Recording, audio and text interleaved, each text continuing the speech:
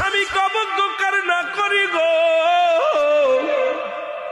আমার স্বামীর যদি খেদমতে ত্রুটি হয় তুমি বেজার হয়ে যাবে আল্লাহ, আমি যেন আমার স্বামীর খেদমত করতে পারি। চোখের পানি ছেড়িয়া ছাড়িয়া কাঁদতে লাগলো রে।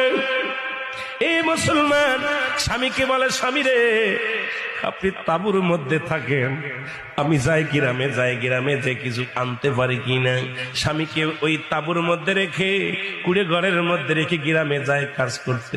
সারাদিন ভরে বিবি রহিমা মানুষের বাড়ি থালা বাটি মাঝে, সারাদিন ভরে মানুষের বাড়ি